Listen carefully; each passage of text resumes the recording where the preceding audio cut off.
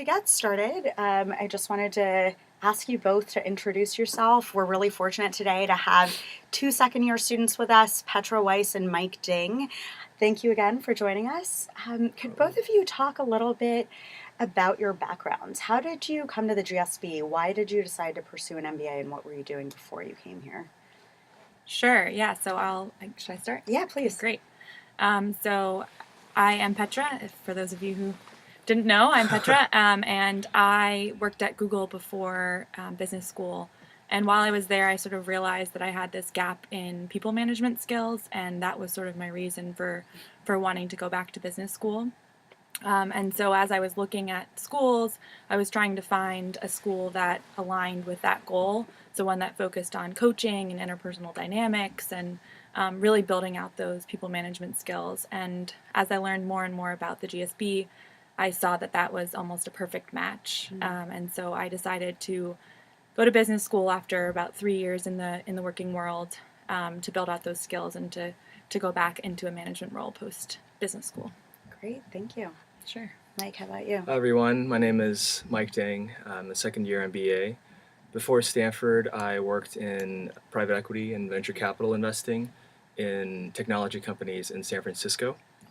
So in terms of coming to business school, I think one reason why I decided to come is my first job out of college, I actually had a manager who was a Stanford MBA grad. And the place where I worked was not the most touchy-feely sort of place. And people tended to be very aggressive. There wasn't a lot of mentorship. The type of leadership was very different from what we're taught at the GSB. And one thing that really inspired me in my first employer was how this guy took a very active interest in my development. And he led in a way that was very motivational, inspiring, very empathetic. And I just really respected him. I admired the way that he managed, and I wanted to learn how to do that as well. And he actually encouraged me to apply to the GSB and was actually one of my recommenders as well. Awesome. That's great. That actually brings up a question that one of you is asking online about the alumni network. So you worked with, someone in the GSB community pre-MBA. How have you leveraged that network currently? And that goes for both of you, whether it's through internships or general mentorship. Sure, do you want to take it? Or? Sure, I can talk a little bit about that. So I have worked at a number of firms that have been led by GSBers. So the private equity firm I worked before business school was founded by a GSBer. I worked at an investment firm in New York over the summer that was also founded by a GSBer. And in each case, when I received an offer from these places, throughout the process, I'd actually been able to contact these individuals because they were affiliated with the GSB, because they took an active interest in students who were interested in the GSB or were currently attending the GSB. And in each case, I think the application process itself was already very much helped by the fact that I was a part of the GSB network. But even while I was there, I think because I came from Stanford, because the founders of these firms were Stanford grads, it enabled me to connect with them much more easily than someone who may not have had that shared background. Yeah. Yeah, and building on that, I think being at the GSB, I've used the alumni network a huge amount. So for those of you who don't know, we have a joint degree program in education and business, and so while I knew I wanted to go back into people management after, I wasn't sure exactly whether that would fall into the education space or the tech space. And so I have done probably about 100 informational interviews with folks both at the GSB on the staff and also alumni who have gone into all sectors of education, so ed tech, higher ed, and charter schools and basically everything, and have used those informationals to really help me figure out where I belonged in those two fields. And so I think the alumni have been hugely helpful in getting me to where I am and helping me figure out what's next for me. Yeah, that is huge. Wow. So You talked a little bit about doing exploration in the MBA program, pivoting a little bit from where you were before. What was the cost benefit that you thought about coming into an MBA program? Was it hard to step out of the workplace? Kind of what were the opportunity costs that you thought about, and especially when it came to either family or maybe significant others? Sure, yeah. I think there were a couple of big opportunity costs for me.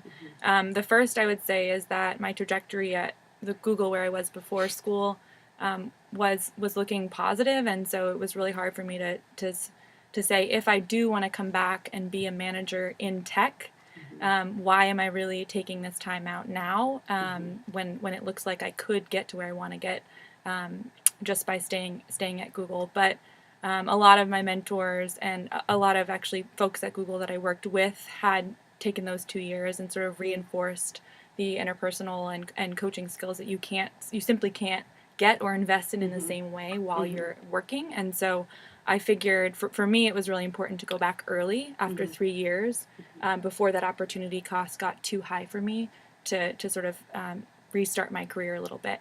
And then again, also, I think because I wanted to explore education as well, it seemed like a good time to really decide, do I continue to invest in the tech space or not? So it seemed like an opportunity cost, but when I stepped back, didn't feel like as much of one, or it seemed like going early would sort of reduce that. And then I would say the second big thing is my fiance lives in New York City. And so that was a big decision because I had the opportunity to move with Google to New York City and be with him, or obviously come to Stanford and be a part. And so I think that was definitely a huge consideration. But the GSB has a fantastic significant other network and has really brought him in. He's actually really good friends with Mike now through the GSB, so he's been extremely welcomed into this community. And he actually has had lots of interviews with GSB alums that I've set up for him through the alumni network as well.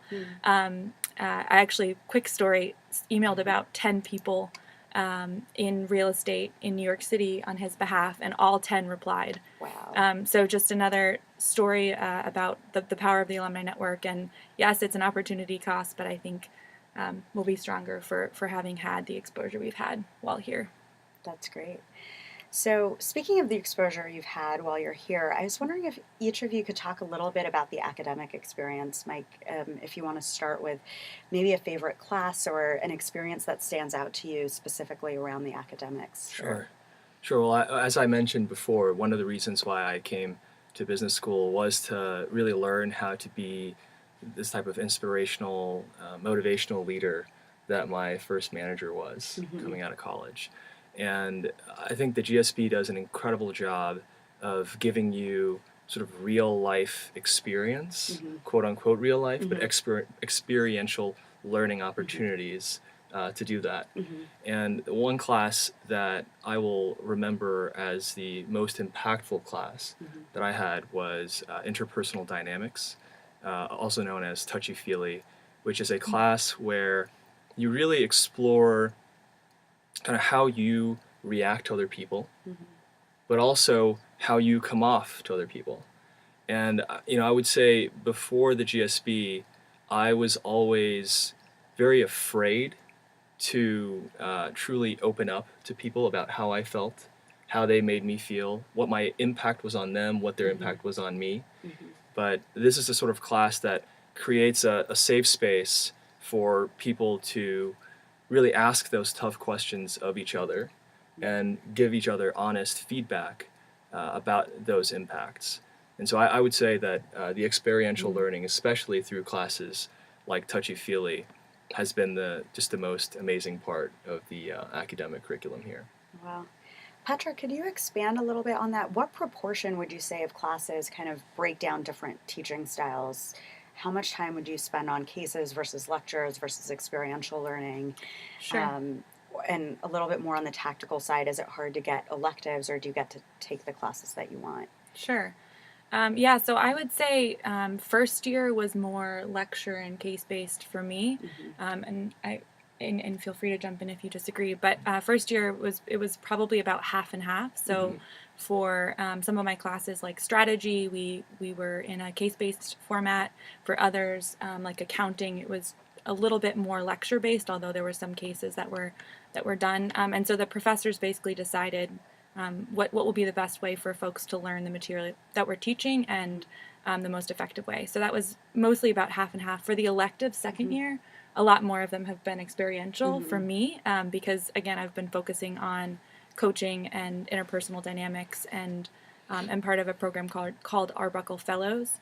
And so that shift second year has been mostly to experiential, and then still some lecture and case-based mixed in, but probably about 60% experiential and the rest case and lecture-based.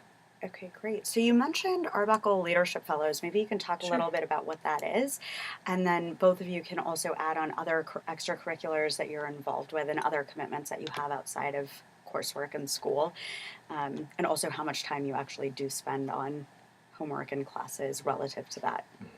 Sure. So Arbuckle Fellows is a coaching program that was started, I want to say about 10 years now, but I'm not exactly sure if that's the right date. And basically it allows the second year class to coach and lead the first years through what we call leadership labs, which is a first year required class in your first quarter. That allows you to think about what kind of leader you want to be. If you're the kind of leader you aren't, how do you get there? Learning from other leadership styles that other students have that you can sort of learn from. And so you as an Arbuckle Fellow lead 6 students in that first quarter class, and then you switch into one-on-one coaching for the winter term.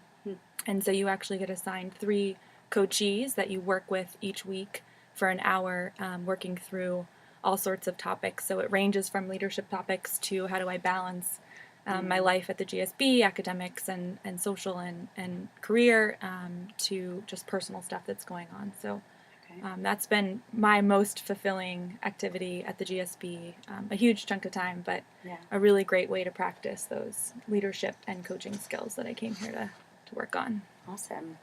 Mike, how do you spend your time outside of class? Are there particular clubs that you're really involved with? Yeah, I can talk to that. So I spent a lot of my time actually helping TA classes at the GSB, especially in the second year. And it's actually one of the things that I've personally found kind of most rewarding about the Stanford experience, which is that so much of the learning that happens here happens because we have just incredible classmates who come from all types of different backgrounds.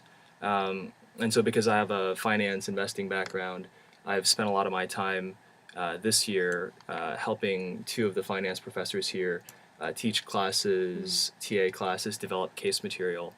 And that's sort of been my big commitment outside of regular coursework. And it's something that I do because I think, one, it's good practice in terms of learning how to be a leader, how to communicate, how to teach people.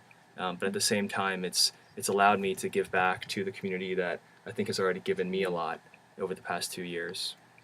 In terms of the split between time spent on different activities, I would say it varies pretty dramatically.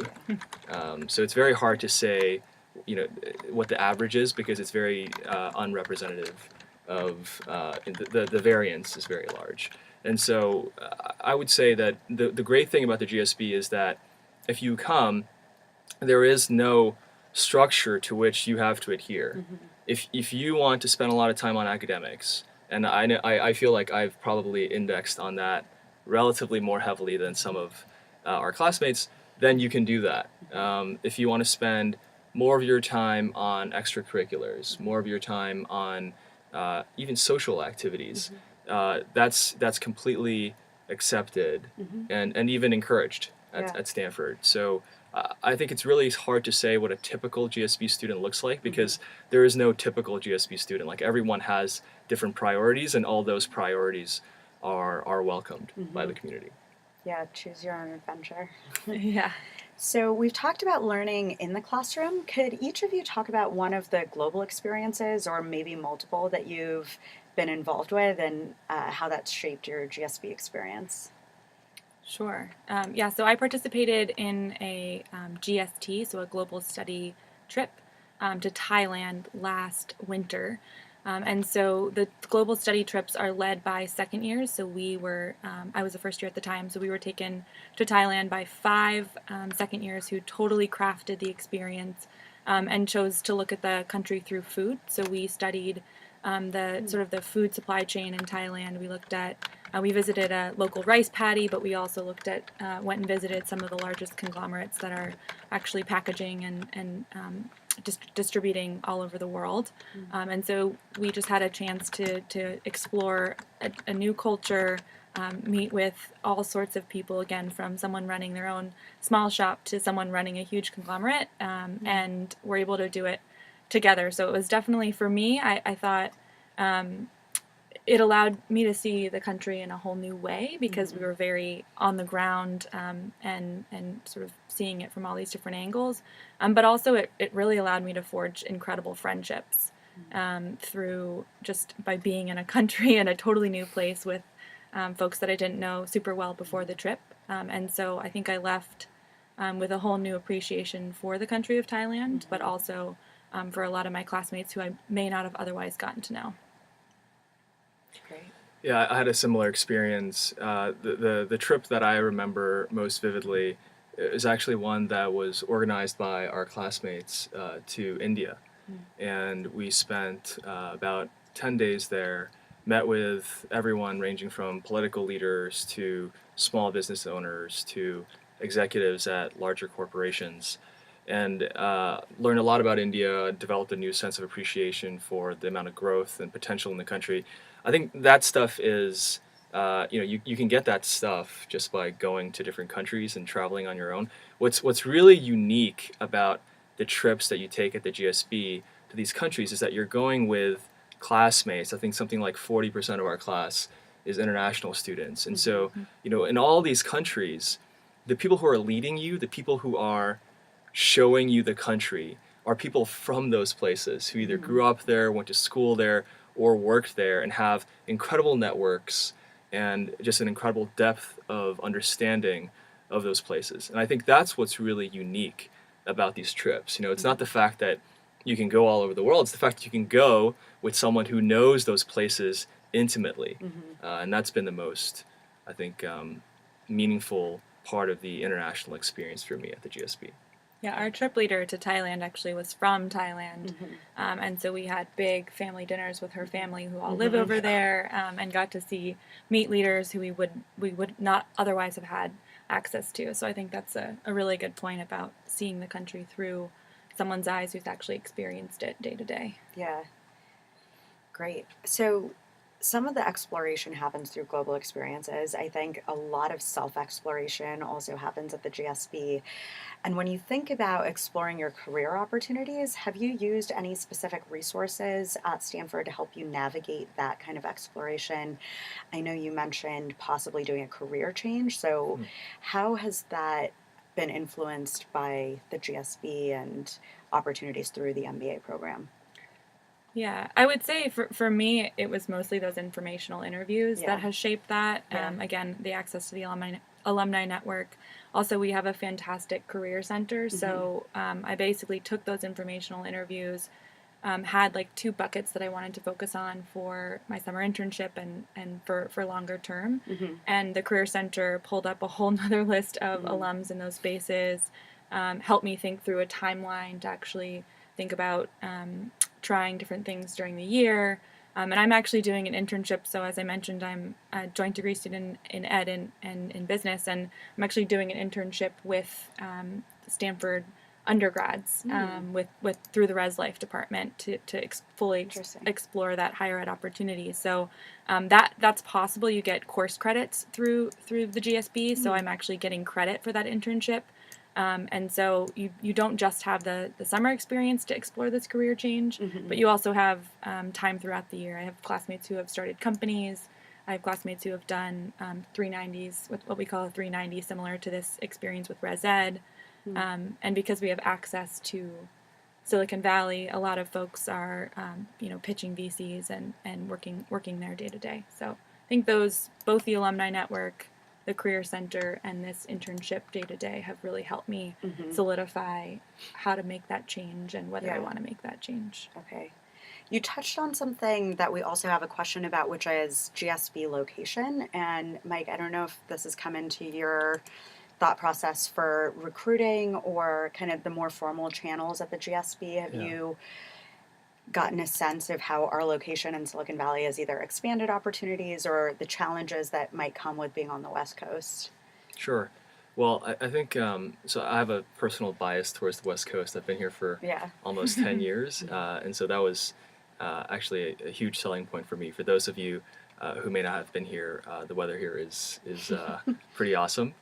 I would say that certainly if you're in Palo Alto, but your desired industry and company and firms are in New York City, there's no question that that becomes logistically more difficult. Flying 6 hours out to New York, flying back is more challenging than for students at some of our peer schools on the East Coast.